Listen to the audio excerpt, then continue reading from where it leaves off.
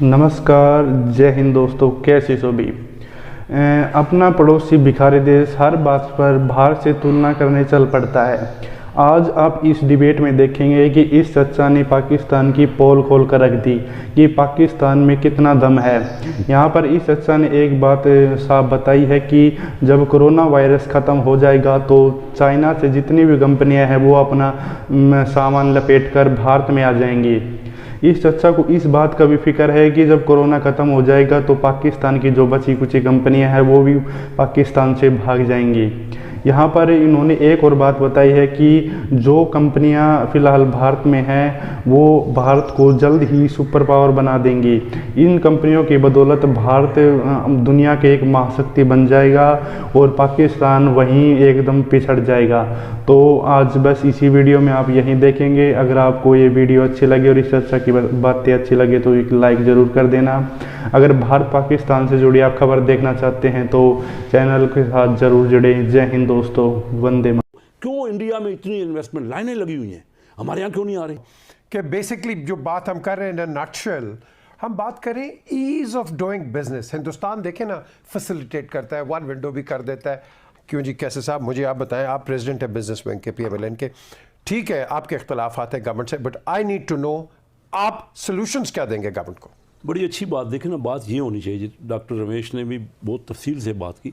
असल बात ये है कि सलूशन क्या है। देखिए ना, पहली बात तो ये है, जो महंगाई अभी हुई ना, यानी सेंसिटिव प्राइस इंडेक्स, ये पहली बार 72 साल में 20% हुआ है। कभी पाकिस्तान की तारीख सेंसिटिव प्राइस इंडेक्स से मतलब है खाने पीने की चीज़ें। आज ही मुझे अभी टेलीफोन पे बताया कि जो यूटिलिटी स्टोर है उन्होंने 7 अरब रुपए का दी तो है कि वो रेमेडी देंगे इसको, लेकिन साथ साथ पहले कीमतें बढ़ा दी। यानी उन्होंने घी की कीमत 190 से 215 कर दी है, आटे की कीमत 40 से 50 कर दी है, उसके बाद वो 7 अरब रुपए की सब्सिडी दे रहे। अब आपका असल सवाल जो मैं जिस पे आना चाहता हूँ, देखिए ना, पाकिस्तान इस वक्त दुनिया में सबसे बड़ी आबादी का मुल्क है चाइना।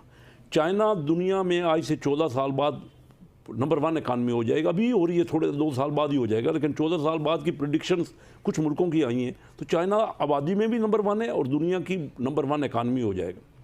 नंबर 2 आबादी में इंडिया है, वो दुनिया की तीसरी बड़ी इकानमी हो जाएगी। और नंबर 3 आबादी में अमेरिका है, वो दुनिया की दूसरी बड़ी इकानमी होगी आज से 14 साल बाद। पाकिस्तान में बात जो करना चाहता हूँ, पाकिस्तान 5वें, इन मुल्कों के बाद पाकिस्तान की आबादी है 5वें नंबर पे, हम 51 नंबर की इकानमी हो जाएंगे, ये प्रेडिक्शन आई है। हमारा ख्याल था मुस्लिम लीग के दौर में कि 20वीं इकानमी हो जाएंगे दुनिया में। अब ये लेटेस्ट जो है वर्ल्ड बैंक और ये सारे खबरें दे रहे हैं, वो कह रहे हैं कि 51st इकानमी 51 नंबर पे। तो हमारी फॉल्ट लाइन क्या है जी? मैं अब आपके असल बात तो आप पे आता हूँ कि इसका हल क्या है।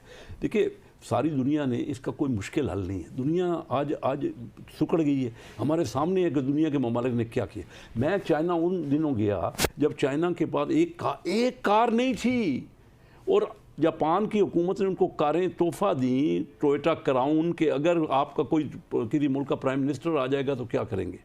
तो आपको भी पता है चाइना का। तो ये उन हालात को मैंने खुद, यानी आप आज हैरान होंगे कि जब हम जाते थे तो हमने उनको बिजनेस सिखाया है, पाकिस्तानियों ने, हम लोगों ने, हमारे मेहमान हजरात, चिन्योट वाले लोग, वो हमारी शक्लें देखने के लिए उनके पास ड्रेस में भी में किया। अच्छा, कोरिया में क्या हुआ, ये हो गया।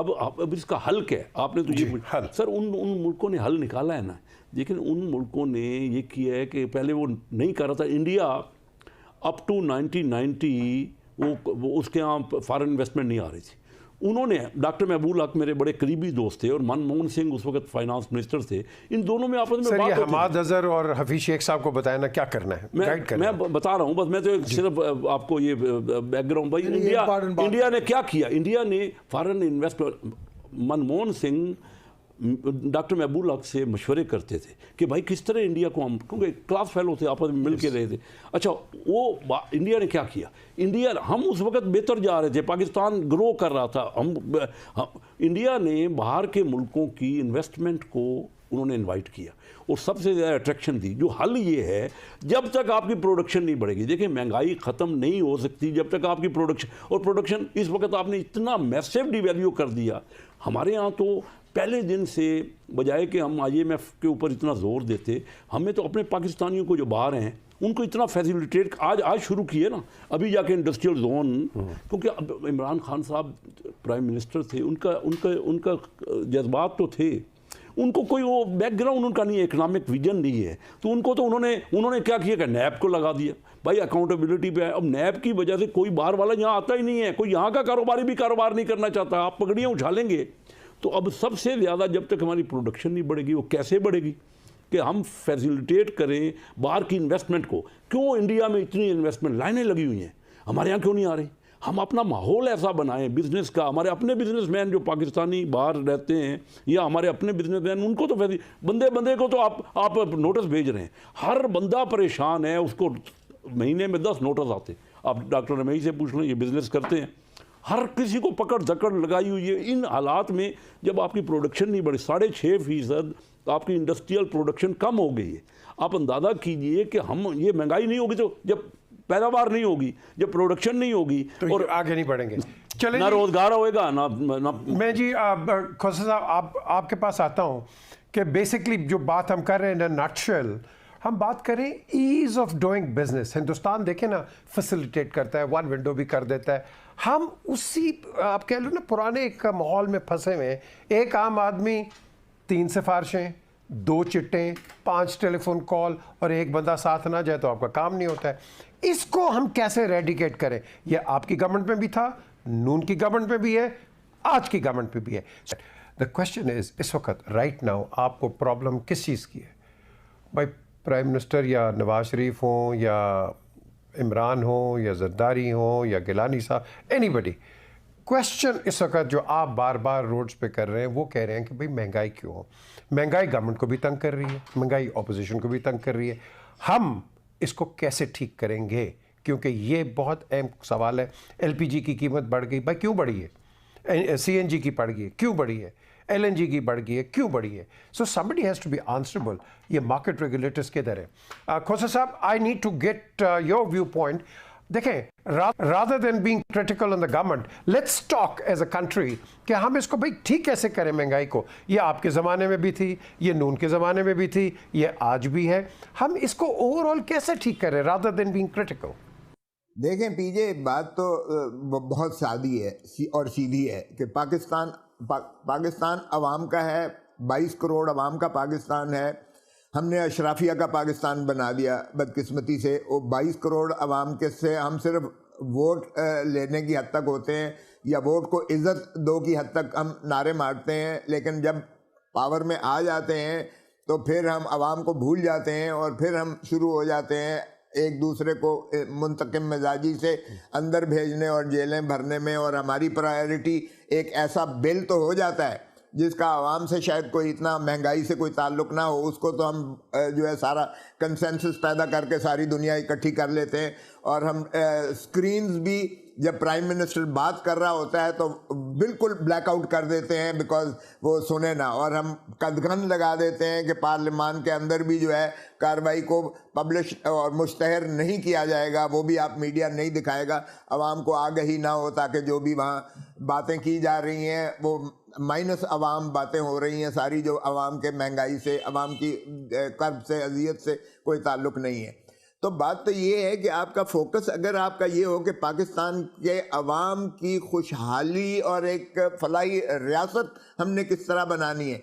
देखें, सियासत की बात नहीं है, लीडर ऑफ द ऑपोजिशन ने भी on the floor of the house कहा आइए मिसाके मईशत बनाते हैं और इकट्ठे होते हैं। जरदारी साहब की तकरीर आप निकाल के देख लीजिएगा, उन्होंने भी कहा हमने तो मिसाके जमहूरियत एक रख दें, एक अलहदा चलें, उसको ये कुछ भी कहते हैं, ये जो मर्जी कहते रहें, लेकिन जरदारी साहब ने बांगे दोहल कहा कि आइए मिसाके मईशत पर हम इकट्ठे होकर इस मुल्क की मईशत कर्ब और अजियत से निकालें। आप ज़रा स्टेट बैंक के फिगर्स देख लें। स्टेट बैंक ने कहा कि पिछले 3 साल में जो इन्फ्लेशन थी वो 4% थी और अब 12.5% इन्फ्लेशन है, महंगाई यानी शरह जो रेट जो है बढ़ रहा है। आप GDP ग्रोथ देख लें, 3 से 5 कसर 8 और 7 से लेकर अब 3 से भी कम है, 2.8 या 2.7% GDP ग्रोथ पर हम आ गए हैं। अच्छा, आपने कहा कि हम 1 करोड़ नौकरी देंगे। आपको पता है पिछले साल में, सिर्फ साल में 1.3 मिलियन जो है बेरोजगार हुए हैं। अब जरा आ जाइए, गुर्बत की दहलीज में पिछले 16 महीने में या 1 साल में पाकिस्तान की आवाम गुर्बत की दहलीज में किस कदर जो है वो नीचे गई है। ये फिर सियासत की बात नहीं है, लेकिन देखें क्या हमारा जो है फोकस ये है कि हमने आवाम के जो है भलाई और उनकी जो है महंगाई के कर्ब को, अजियत को किस तरह से दूर करना है। आप आज भेज दीजिएगा ज़रा मार्केट में, अपने एनालिस्ट को भेज दीजिएगा, वो मार्केट में चला जाए, वो किसी सब्जी फरोश के पास चला जाए, वो किसी दुकान पे चले जाए और ज़रा सुने उनकी बातें और लोगों की बातें सुने कि वो उनका जीना दोभर और जीना हराम हो गया है। अब आइएगा इसको कैसे करें। बिल्कुल ठीक है, क्यों नहीं, बाकी चीज़ों पर तो हम बड़ी जल्दी कंसेंसस करते हैं, बाकी चीज़ों पर तो हम जॉइंट सेशन बुला लेते हैं, बाकी चीज़ों पर तो हम, अब वो कोई इतने मेरी नज़र में इतनी अहमियत नहीं रखते हैं। वो एक हुकूमत का इदारा है, उनकी बिल्कुल कीजिएगा। इस वक्त हम यकीनन एक गंभीर सिचुएशन में है। पूरी आप खित्ते को देखें, हम जिस खित्ते में हैं, यकीनन हमारे ऊपर जो है बैरूनी जो है मसाइब वो और बादल मंडला रहे हैं, उसमें कोई शक नहीं। नमस्कार। इस सेशन, इस डिबेट में ये बात तो बिल्कुल सही कही कि भारत में कोरोना के बाद कंपनियों की लाइनें लग जाएंगी, क्योंकि हम आज का ही टाइम देख ले तो भारत में बड़ी तेज़ी से चाइना की कंपनियां अपना साजो सामान लपेट कर भारत में आने को तैयार हैं और फिलहाल बहुत सी कंपनियां भारत में आ भी चुकी हैं। ऐसे में निकट भविष्य में हम ऐसी कल्पना कर सकते हैं कि बहुत ज़्यादा कंपनियां भारत में आ सकती हैं। दूसरी बात, इस सेशन ने एक और बात कही, वो थोड़ी गलत थी कि भारत 3rd नंबर का इकोनॉमी होगा। ये बात गलत है। 14 साल बाद भारत 3rd नहीं बल्कि 2nd नंबर पर होगा। 1st नंबर पर अमेरिका, 2nd नंबर पर भारत, 3rd नंबर पर चाइना होगा, क्योंकि भारत जल्द ही चाइना को पछाड़ देगा।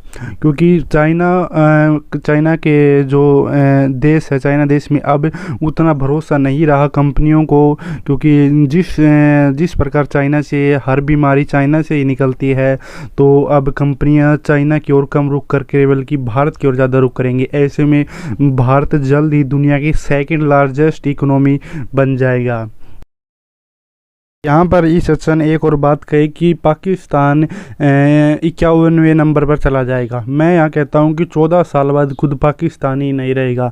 51 नंबर का तो दूर का सवाल है, क्योंकि जिस तेज़ी से पाकिस्तान भारत को उकसा रहा है, वो टाइम जल्द है कि पाकिस्तान नक्शे से गायब हो जाएगा और लोग कहेंगे कि एक था पाकिस्तान।